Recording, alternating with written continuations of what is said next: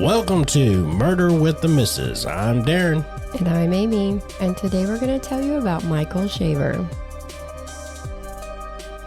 Don't forget to smash that like button and go and check us out on YouTube, Spotify, Apple Podcasts, Podbean, and Facebook. Like, share, subscribe, and don't forget to tell your friends. We good? What do you mean? Had some technical difficulties. No. This is one that just wrapped up, like in the last week that we are recording, and it's wild. We've talked about some shitty people before, and this one is no exception. So let's get into it. On February 16th of 2018, a man named Scott, who lives in New York, called into the Lake County Sheriff's Office down in Florida. He asked for a welfare check on his buddy, Michael Shaver. Seems that no one had seen him since late 2015, and he thinks that his wife, Laurie, has something to do with that. He told them all of his suspicions that led him to that conclusion, including inconsistent stories of him leaving, strange Facebook posts that they all knew weren't posted by Mike himself, that she remarried quickly after he left, and that a concrete slab and fire pit had been built in the backyard shortly after he left. So the police roll up to the Shaver house and talk to Laurie. She's welcoming. They ask about Mike, and she says that in September of 2014, after they had a domestic violence incident, he packed his stuff and left her and their 2 kids. He moved to Georgia to start a new family. She last saw him in person at the DCF custody trial in 2015. All is going good, and they head out to the backyard to that fire pit. The cop asks if they can bring in a cadaver dog to search it and just put this whole thing to bed. And that's when her demeanor changed. They were no longer welcome at her house. Yeah, she kicked them out quick.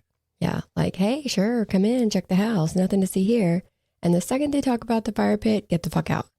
So they start looking into it to see if they have enough to get a search warrant. Now here's a little background. Mike and Laurie had been high school sweethearts back in New York. They started dating in the 7th grade. They graduated in 2001 and married in 2005. They had a daughter in 2008 and a son in 2011. Mike became a commercial pilot and loved it, but apparently he also loved Disney World. So they moved to Claremont, which is 40 minutes away from Disney, into a double-wide trailer on 5 acres. And he started working at Disney. So now let's talk about what the cops found out. They found out that Mike had no current cell phone. His Florida driver's license, passport, and FAA pilot's medical certificate had all expired. They couldn't find a driver's license in any other state for him either. His vehicle had been repossessed in February of 2016, and he had not tagged another vehicle in his name. He defaulted on a credit card, and the card company tried to file a civil suit against him, but they couldn't find him to serve him the papers. So they entered him into the NCIC as a missing person, and the real investigation began. So it just looks like he dropped off the face of the earth.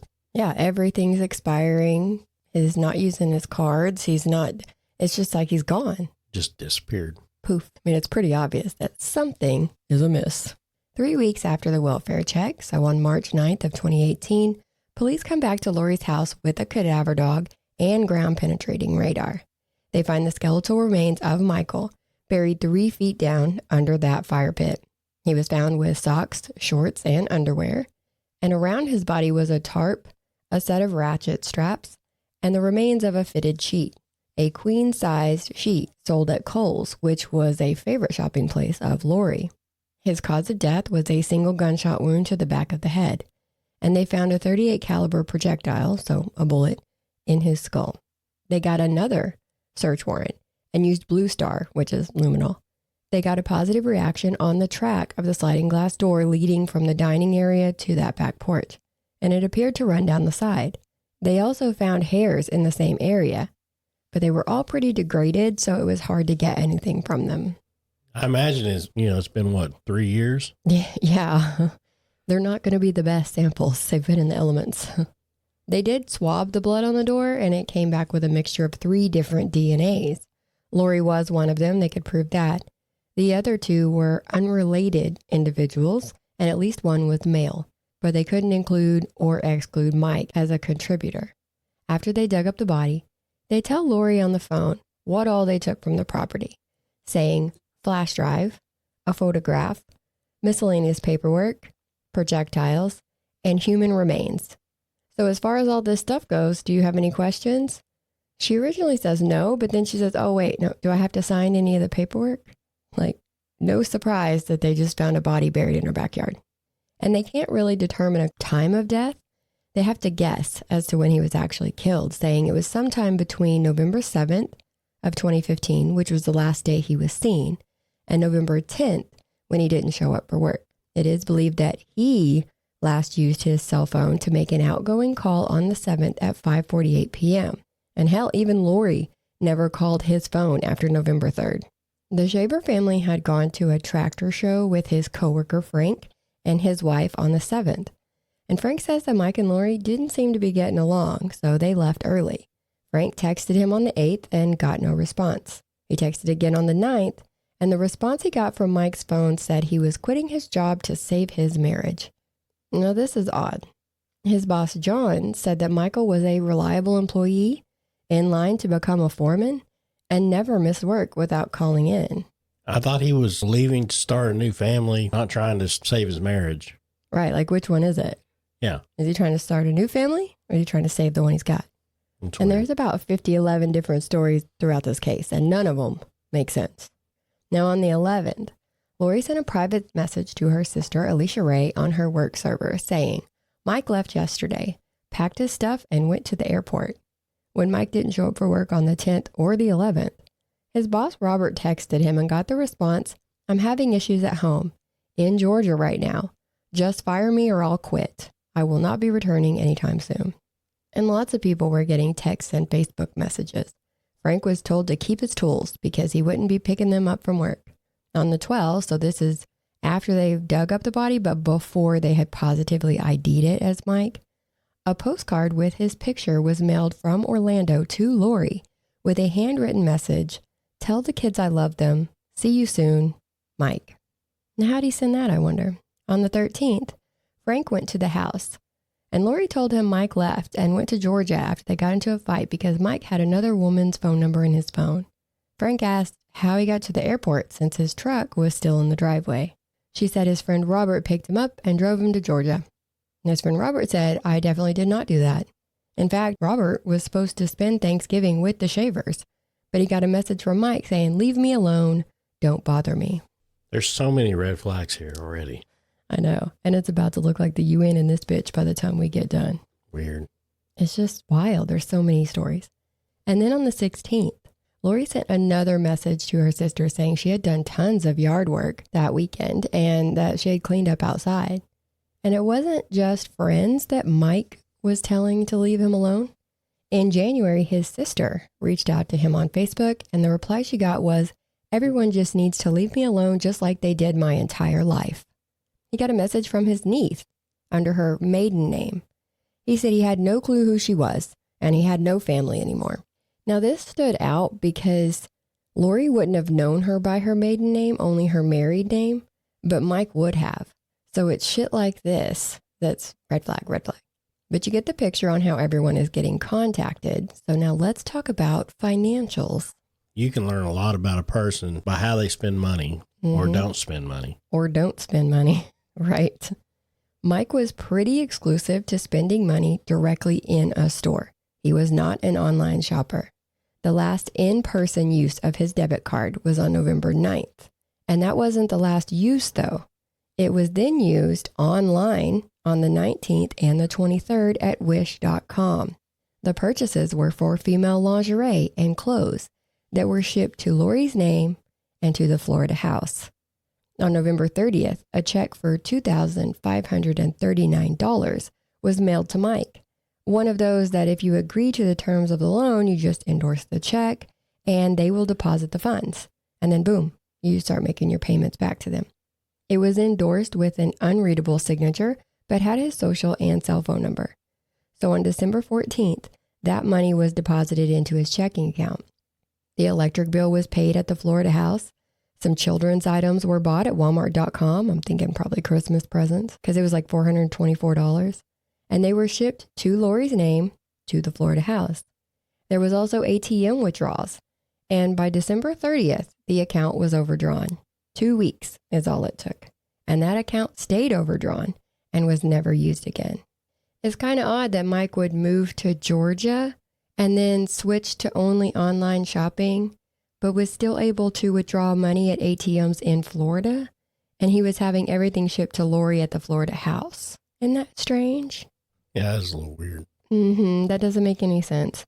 And this is just the money coming in and going out that we can track. Like, who knows what kind of cash was going through there, but we'll actually get into that in a minute. Yeah. And on that note, and now let's take a quick break for a word from our sponsors. Do you live in an apartment? Are you having to go to the laundromat to get questionable stains out of your linens? And tired of getting the side eye because of it? We have the solution. MyLaundrySolutions.com, to be exact, the #1 choice for washer and dryer rental. Ask your leasing office or schedule online. Servicing areas in Tulsa, Oklahoma, Springfield and Joplin, Missouri, Little Rock, Arkansas, Sherman, Dallas, Houston, and Lubbock, Texas. No credit check, free service. Your account is available online and they professionally install. Check out MyLaundrySolutions.com or call 800-535-4411 today to stop airing out your dirty laundry in public. Don't miss out on a great deal. Yeah, don't miss out on a great deal. Yep, MyLaundrySolutions.com. Really great company to work with. Check them out. Yep. And also, we do have a Cash App? Cash App. Mm-hmm. We do have a Cash App. We are not asking you guys to provide anything, but with all this stuff out there, you know, like Patreon and all this other junk. Subscription every month. It is like ridiculous. But if you guys do want to help out with, you know, us when we're doing like the research and all this other stuff, it all takes money and everything. So if you guys want to send us $1, send me $1. I mean, I'm not asking for $25 or $30 or $5 a month or anything like that. I'm just saying if you want to, great. But I don't want you guys to feel pressured into doing anything. True. Yeah. So we do have a Cash App. It's what is it? $murder WTM. Mm-hmm. So no misses. Yep. And there's also free ways to help out. Like, share, subscribe. That's why we always say it. If you like us, share us. Absolutely. We need subscribers. We need sponsors. We need all this stuff. So, I mean, help us out. Like I said, but we don't want to pressure anybody into thinking that, you know, just because you listen to us and everything else, that you got to pay a monthly thing or anything like that, because we're not about that. Nope. So if you guys feel like you want to help us out, send us some cash out. You want to help spread the word on these cases? Because we want to get to a point where we're actually helping other people. Yes. So, goals. Yep. All right, back to the case. Yep. Starting in early December, she had been trying and mostly succeeding to sell off all of his shit. A man named Joseph said that around December 6th or 7th, he bought 9 guns from Laurie, including 2 .38 calibers, along with reload equipment and cleaners for $1,000. She told him that her husband left and she didn't know where he went, so she considered them to be hers now. Then said that her husband was an aircraft mechanic and she had just sold his tools the day before for $1,000. No, not the tools. The sacred tools. Do not sell a man's tools. I can imagine aircraft mechanic tools are pretty expensive. Well, yeah. So I bet somebody got a hell of a deal. Yeah, aircraft. Yeah, I mean, it don't matter. Tools in general. Yeah, they're expensive. I mean, especially that little pesky ass 10 millimeter that everybody loses. You know, you can have 50 million freaking 10 millimeters, nowhere to be found. Mm-hmm. And then one day you'll find every fucking one of them and then turn right around to go use it, gone. But you have to buy like a whole set to get that one. Yeah. The 10 millimeter is like the Bermuda Triangle of all tools. Not just that saying. He has personal experience. Just saying. It is. She also tried to sell his truck, tractor, even their property. She didn't sell the house, obviously, or the truck since that was repossessed a couple months later. She changed the story every time she told it. Now Michael wasn't in Georgia. He was there in Florida because he was stalking her. On December 3rd, she messaged her supervisor that he had been paying child support, but lost his job and stopped. Now he was in jail for not paying it. Side note here, she had never filed for child support. She told different people that he was in Georgia, some that he was back in New York, and some that he was in California. And don't forget that she did remarry. Sometime between January and April of 2016, she started dating Travis Filmer. He told detectives that Laurie had made the statement about Michael it's not that he's missing. He's no longer walking the earth, saying that something had happened and there was a body on the property. She told him that she divorced from Michael, telling him and his family that Mike was at the divorce hearing just in a separate room. And there was a Capital One charge for $208.90 a few weeks after he disappeared for mydivorcepapers.com, but there was no record that either had ever actually filed for divorce. She knew that she didn't have to file for divorce papers. Right, because he wasn't there. Yeah, or file for divorce. Right. Yeah, because there was nothing really to divorce anymore. Well, he was gone, yeah. Yeah, I mean, He was in the backyard. nobody to divorce, nobody, no reason to pay for it. Exactly. Now, did she actually have the charge on there? Yeah, she paid $208 for So she murders him. Right. And then goes on Capital One and pays for the divorce. Well, she used her credit card, to pay for the papers. No, not. But I guess she realized, maybe she Googled, who knows, but she realized that in order to get a divorce, they're going to start looking into where he's at. They're going to try to find him to serve him the papers, right? Yeah. So she was probably like, oh, wait, no, I can't do that. I mean, why not just play he just left and fucking just disappeared. Stick with that, you know what I mean? He just disappeared. Stick with that. I mean, just got up one day and fucking walked out. Yeah. There's plenty of freaking people that walk out to go get milk one day and never fucking come back. Happens. Milk and cigarettes. Good Lord. Never see him again. And there were Facebook posts and bank charges found that her and Travis purchased concrete and rented a concrete mixer. So they know that the fire pit was built in March of 2016 and the concrete pad was poured in September that year. Her and Travis's initials are written in the concrete. Isn't that fucking cute? Travis told detectives that Laurie had dug the hole and it was about 3 to 4 inches deep. But the pile of dirt over at the edge of the property line was a lot more dirt than he would have thought possible for it being that shallow.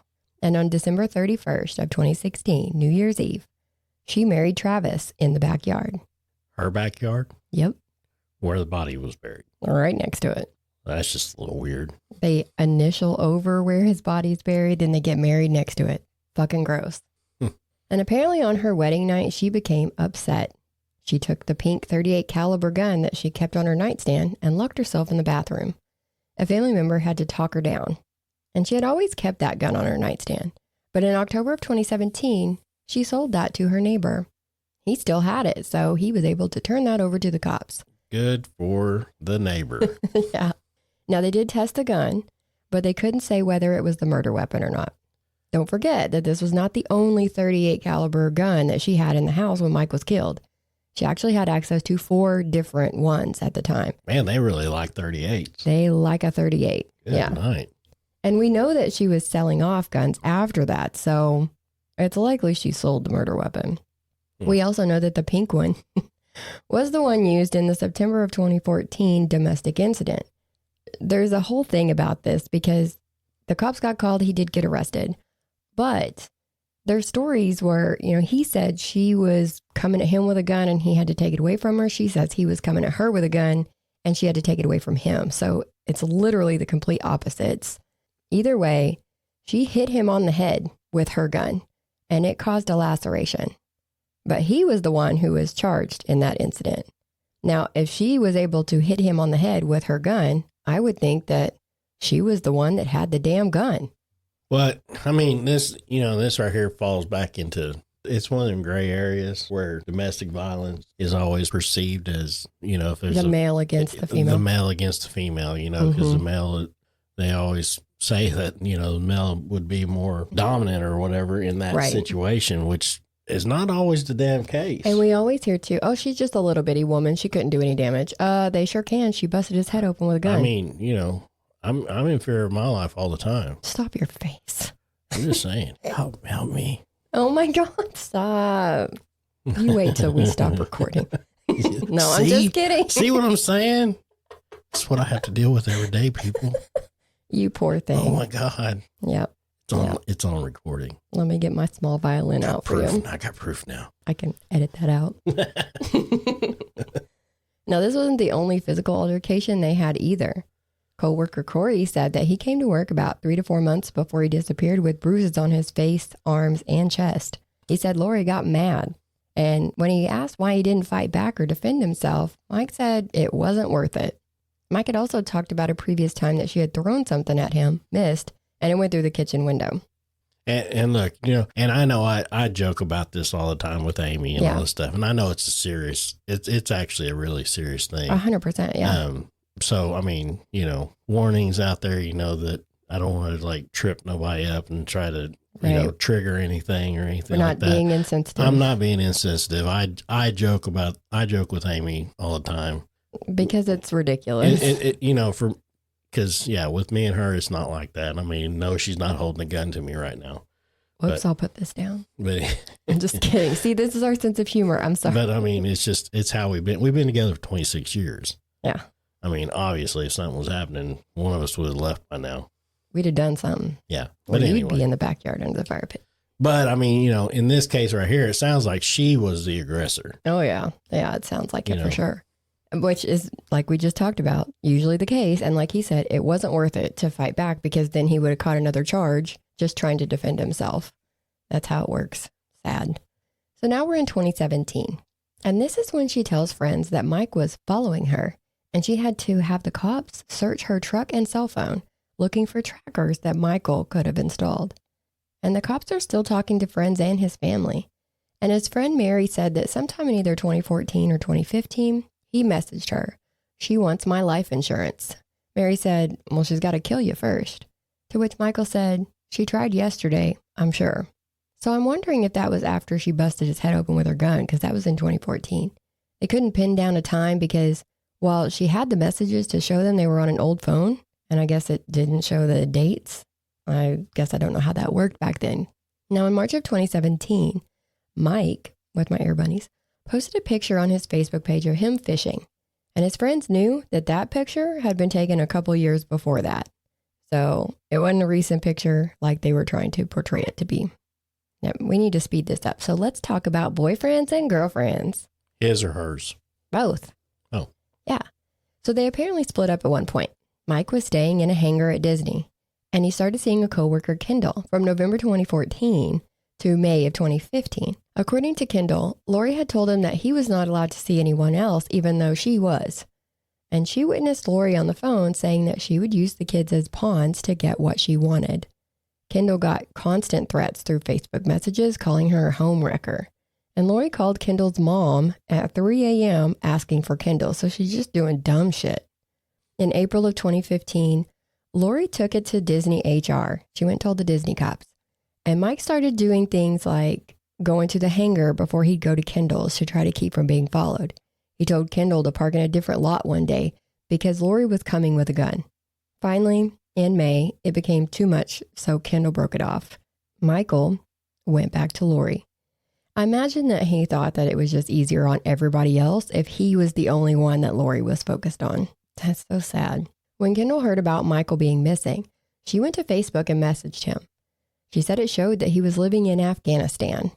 And the response she got was, "I left." She asked what about his kids, and she never got a response. So Laurie sounds very controlling. Mm-hmm. Even though she doesn't want him to be happy either. No. So Laurie was dating somebody. She dated several people, yeah. While Michael was dating somebody. Mm-hmm. But yet he wasn't allowed to. He was not allowed to. Only she was. Well, that's very one-sided. Yes. Well, this is what happens with narcissists. Like, I get what I want, but fuck you and what you want. Yeah. One of Laurie's many men was Jeremy Townsend. They started dating in September of 2015, so this is while Mike is still alive and living at the house. And she had told him that she had left her husband. Now, the first time he actually came to her house wasn't until December, so after Mike died. She was wearing jeans that had stains on the thigh. He asked her if that was blood on her jeans. And he said Laurie changed and never wore those jeans again, even though they were a favorite pair that she wore like 3 times a week. And Jeremy was also married to a woman named Vanessa. And starting in February of 2016, so a month before the fire pit was built, Vanessa started getting Facebook messages from Mike's account, but she didn't read them until she got flowers at work in April. And the card read, "Roses are red, violets are blue. My wife is a whore. Your husband is too. Sorry about this. check your Facebook messages. We need to talk, Mike. So she went ahead and checked those messages. And they said he installed a spy app on Laurie's cell phone and saw text and explicit pictures sent between Laurie and Jeremy. Mike gave her the name of a good divorce lawyer. But she said she was staying with Jeremy. So Mike said that he thought Laurie might be pregnant with Jeremy's baby. Vanessa confronted Jeremy and he broke it off with Laurie. So you can see, obviously, this is Laurie doing all the Facebook messages. So what she's trying to do is, we know she's with Travis because he's living there and they're building a fire pit and they're married. But she's still trying to break up Jeremy's marriage so that she can have him too, without him having another woman on the side. See what I mean? Yeah. Gross. He thought that this was a purely sexual relationship between him and Laurie. So it was no big deal. He just broke it off and was like, I'm done. But Laurie was taking it much more seriously, indicated by the tattoo of his nickname, Jay, in a heart above her vagina. Classy. They did find in their investigation that the flowers that were sent to Vanessa were purchased with Laurie's checking account. And this won't be the last we hear from Jeremy.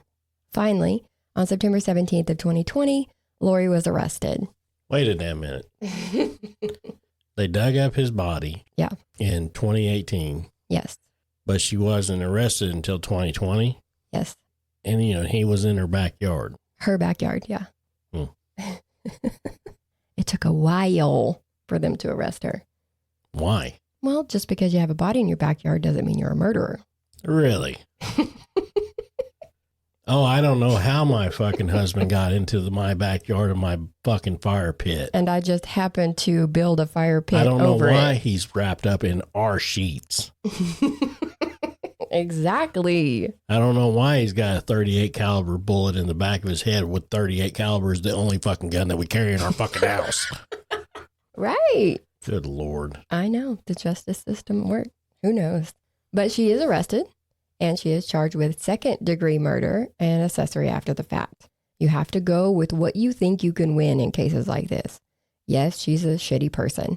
Oh, but and they had blood fucking going out on the track of on the door, track of the fucking door, and there was hair on the fucking door. It was degraded, but there was hair. Right. Whatever. Go on. And there was a fucking pile of dirt that was more than 4 fucking inches worth of dirt. Absolutely. Whatever. Go on. Right. And no, I'm just kidding. But they don't have a murder weapon. They don't have a confession. What they do have is a pile of circumstantial evidence saying that she probably did it. Oh, God. Stop. Oh, I'm serious. God. You have to think about the court. You've got to present this in court. They have all the fucking proof right there. What's the proof that she did it? He was in her backyard. Somebody else put that there. What the fuck ever? They have to build a case. They can only try you once because we have double jeopardy. They can go in there and see. They can track phone stuff. They can track your phone records. They can track everything. Oh, yeah. Where the fuck did these? All right. So if, was it Vanessa? No. That's the wife. Who are you thinking of? That's Jeremy's wife. Yeah. So she was getting messages. They can backtrack all that stuff to see where those are coming from. Yeah, they did that. They know they came from Laurie. Oh my God. So, but she said they was from Mike. Yeah. Okay. Just because she's Mike's pretending dead. to be Mike doesn't mean that she killed him. Oh. You got to prove that she killed him. But Mike's dead. I know. Exactly. But she thought he was in Georgia. The look. No. I just got the side eye so hard. Mike was buried in her backyard. They found him in her backyard. But this she's is like, before they found him in the backyard. This is so damn stupid and everything. I mean, this is the most ridiculous thing I've ever fucking heard. They're like, oh, they got circumstantial. They got all the evidence. No, unless you can put a gun in their hand and prove that they did it 100%, you don't want to go to court yet. You have to build the body on her property, on their property. I know. So she's in there saying, he's in Afghanistan. He's in Georgia. He's over here. New York, he's over there. He's California. over there. No, he's still at home. Yeah, he never left the house. He never fucking left the house. Yeah, I know. Anyways, like I said, they have to go with what they can prove in court. They had to build a case. They had to present this because if they try her and they don't have enough and she gets off with it, they can't charge her again. So they go for second-degree murder. And They even set the bail really low. Her bail was set at $50,000, so she was able to bail out. Now, her and her lawyer made a video of them begging for money to help pay for her defense. They were asking for $50,000. Now, she didn't do a GoFundMe. She just linked her PayPal account, so it's not been made public if anyone actually contributed to it. Now, with COVID and shit, the trial was pushed back. But in early 2023, a bombshell was dropped by her attorney. In court, at a hearing, the lawyer said that her now 14-year-old daughter, Isabel, had confessed to killing her dad when she was just 7 years old. No way. No fucking way. Yes, fucking way. No. Yes. Trial started in September of 2024, and Isabel took the stand. The story now is that Laurie was on the floor and Mike was kicking her when Isabel grabbed the gun and shot him. And then Jeremy, remember the boyfriend? He was now there too in this version of events. I don't know why her husband and her boyfriend are in the same house, but he took the gun from Isabel and fired the actual fatal shot. Now, this man must be a crack shot because there was only one bullet hole found in him. So that means that he would have had to shoot Mike in the exact same spot as Isabel. Or Isabel would have had to shoot in a different spot of his body, and then he shot through the skull, and that's all they could find. But then where's the other bullet? Only one was found with his body. So Jeremy gets on the stand, and he says he was not there that night, and he definitely did not kill anyone. How this woman manipulated her child to confess to killing her own dad, I'll never know, if that's what happened, which I think it is, since Isabel's story had changed multiple times. Laurie says that Jeremy said he would take care of it, and Laurie left, but she didn't feel like that she was gone long enough for him to have dug a hole that size once they told her the dimensions. So even she is questioning her own made-up story. Yeah, she's poking holes in her own story. It's fucking ridiculous. Yes. 7-year-old child. 7-year-old child, yeah. I mean.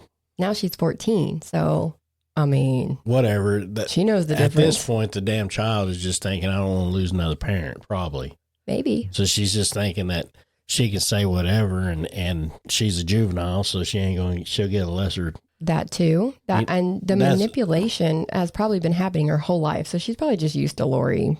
Probably. Doing dumb shit. But I mean, that's probably what her mom's saying. If you admit to it, then you won't have a bad fucking charge or anything like that because you're a juvenile. Right. You were only 7. And this really happened when you were 7 years old, so you was actually too young to realize what you did. Right. They say 7 is like the age. It used to be. I don't know if it still is. I'll have to look that up. But anybody under 7 couldn't actually commit a crime because they don't know the difference between right and wrong properly. But after 4 hours of deliberation, the jury found Laurie guilty. Well, good. At least the jury is fucking smart. They're like, we're tired of this shit too. Before sentencing, a friend of Mike's wrote a letter to the court saying Laurie's inhuman, ruthless, and savage actions, and especially her lack of any repentance, indicate that she will never change. And the judge thought so too. So a week ago, on November 26th of 2024, she was sentenced to life. And the appeal has already been filed, as they do. But that's it. Good Lord. I know. Fucking get your child to fucking try to admit that. This poor girl. Like I said, she's probably been manipulated her whole life. So this is just what she knows. It's what she's used to. She probably doesn't see anything wrong with it. That's crazy. I know. But she gone. Yeah, she's gone. All right, well, that's it for this one, guys. And don't forget that if you guys want to help us out, we do have Cash App. So $murder WTM. Yep, we'll get it put on the Facebook and stuff too. And don't forget to tell your friends and everybody you know. Like, share, subscribe as always. Till next time. Bye.